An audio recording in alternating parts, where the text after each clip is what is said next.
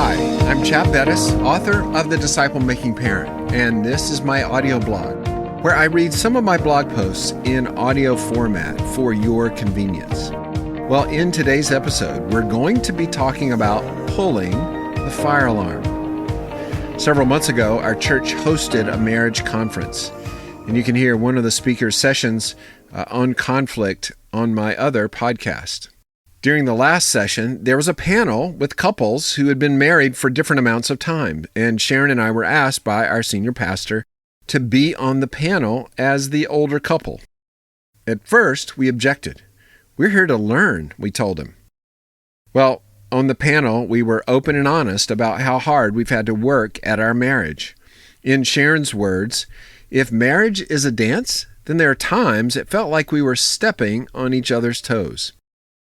Preparing for that panel caused us to recount several of the storms that we had endured together.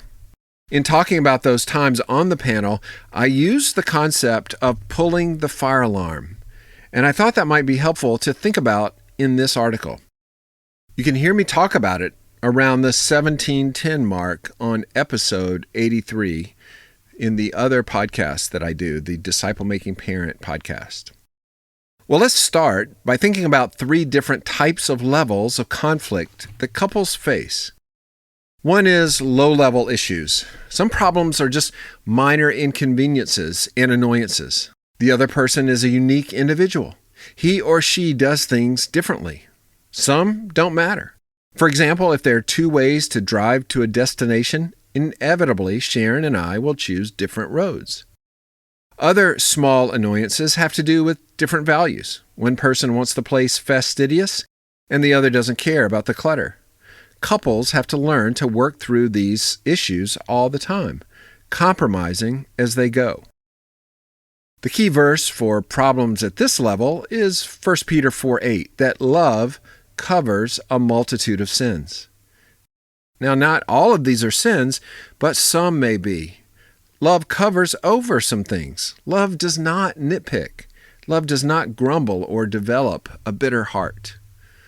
So the first level is low-level issues. But a second level we might call medium issues. Everything is not a low-level issue. Some are more important. At this level, we seek to be understood and perhaps bring about change in the other party. We want to be careful that our conversation is not destructive, but if we don't talk about the problem, then we'll start to develop a bitter heart, or the relationship will wither. God brings us together to sharpen and encourage each other. Without iron sharpening iron, there will not be individual growth. We will not be helping each other become our future glory selves, as Tim Keller calls it. Medium issues should be brought up at the right time and place, and you can see my blog post on the coffee date for suggestions with that. Well, the key verse for this is found in Matthew 18:15. If your brother sins against you, go and tell him his fault between you and him alone. If he listens to you, you've gained your brother. Here, Jesus is telling us that there are some issues that we cannot nor should not overlook. In a healthy marriage, disagreements are regularly being discussed in a healthy way. Finally, there are issues that are too big to ignore. These are pull the fire alarm issues. We pull a literal fire alarm when there's a fire too big for us to handle. We want the outside help of the fire department. Similarly, there are times when couples have issues that are beyond their control. And too many couples try and resolve fire alarm issues on their own. But this is where we need the church community, wise friends, and pastors. Each of those parties can help us and help our spouse, but we need to recognize the size of the issue and pull the alarm. Now, pulling a literal fire alarm means other people will know. As I've learned on a few occasions, you can't pull a fire alarm or call 911 and just have one fireman show up. They all show up, but it is for good. As couples, we owe each other protection, but not secrecy. It is good to let friends know. Not only does pulling the fire alarm let others into your problem, it causes you to stop and focus. Sometimes we're so busy that we view a marital problem as an inconvenience. It flares up every now and then, but it's not something major to work on. Pulling the fire alarm tells you that this is serious and needs attention. The key verse for pulling the fire alarm is also found in Matthew 18, but it's the next verse, verse 16. But if he does not listen, take one or two others along with you, that every charge may be established by the evidence of 2 or 3 witnesses. In this verse, Jesus is telling us that some issues need others involved.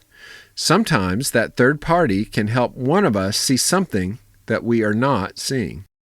Sharon and I went through one church issue that affected us individually and our marriage. It took its toll on our relationship. When I realized that this was happening, I pulled the fire alarm in my head. I slowed down, I worked less hours, and spent extra time listening to and talking to her. And another time we pulled the fire alarm, we met with a wise couple in our church.